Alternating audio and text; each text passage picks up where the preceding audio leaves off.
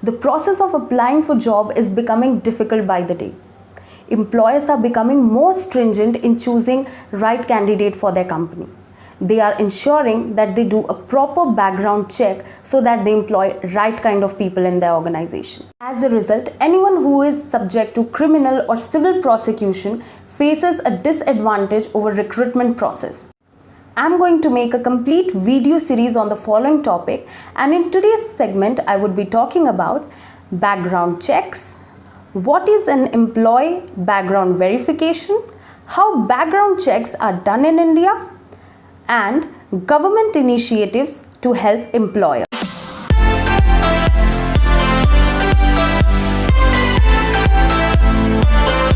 While seeking employment either in private sector or public sector undertakings, the candidates are required to fill application form.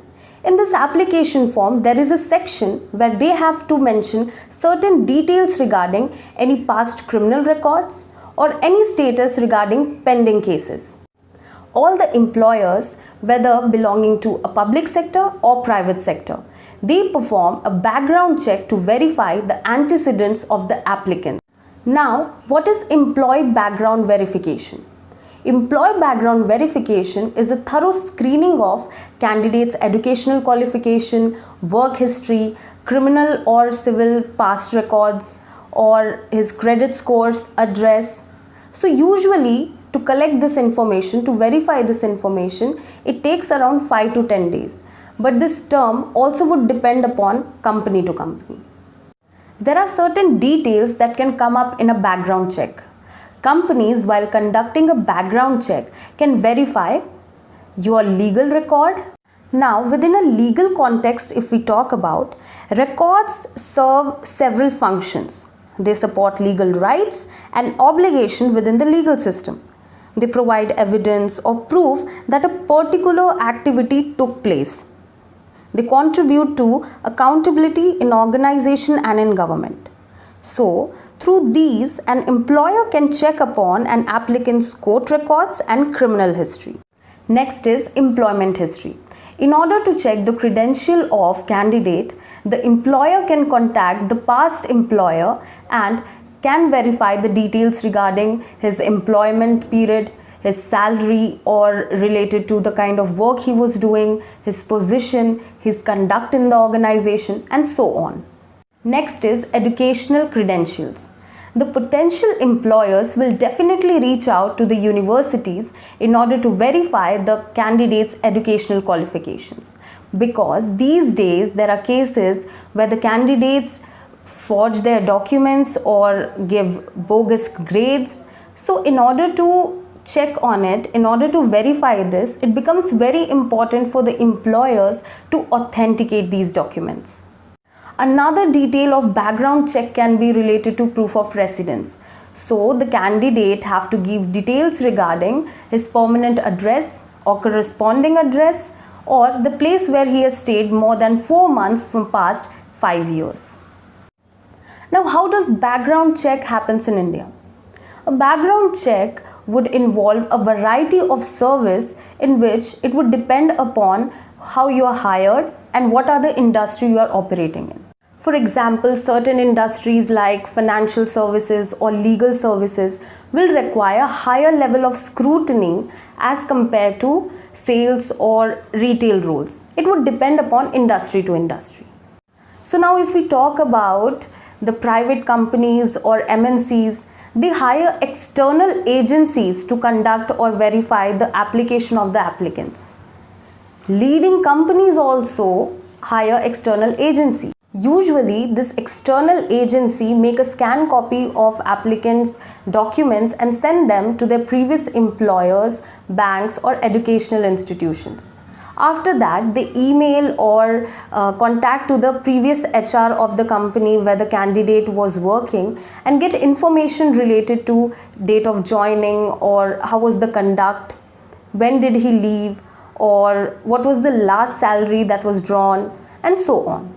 So after a thorough scrutiny by these external agencies, they divide candidates into 3 categories: green, orange and red. Green are the ones whose documents are completely authenticated. Orange are the ones who have some discrepancies and it's upon the organization to decide whether to hire this candidate or not. And red are the ones who have given forged documents or have given fraudulent documents related to the company. For example, let's talk about IT companies. They too hire third-party companies, and the work of these companies is to make a list of blacklisted companies. So if the candidate has worked or have experience in any of the blacklisted companies, definitely his job profile would be at risk. IT companies usually ask the candidates to fill the employment form where they need to write about the references so that the company can re-verify from these references from where the candidate has come. If we talk about small or medium employers, they conduct the background check internally through their own human resource department. Now, talking about government or public undertakings, they usually have a very extensive process of verification based on the candidate's proof of residence or the place where he has lived for more than 4 months in past 6 years or the permanent address.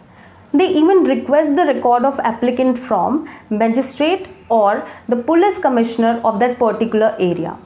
Then the police station is required to go and verify the address. To aid employers in conducting background check, Government of India has introduced various initiatives. Aadhaar verification.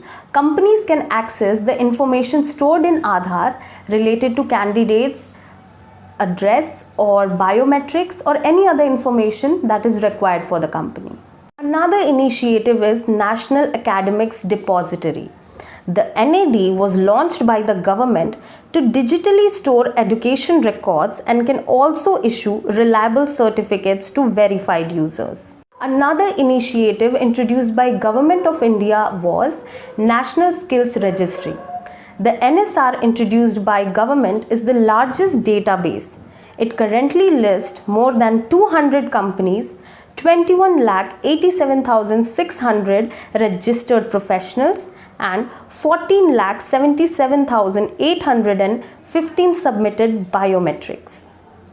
Let's understand how this National Skill Registry works. As you can see in the image, the subscriber companies send a request for background check on NSR website regarding qualification, experience and documents. Then the request flows to empaneled background checker which verifies address details, college and university degree, employer details. After that, the same empaneled background checker updates the status of verification on NSR website and then a verification report is sent to subscriber company. Another important point which needs to be highlighted is background screening for employment is mandatory for Indian companies having ISO 27001 certification. That's all for today's segment. In part 2 of the video series, I will be talking about what are you required to disclose, consequences of non-disclosure of information, effect of past or pendency of criminal case or civil case or FIR on your job and career. So stay tuned, be healthy, be at home.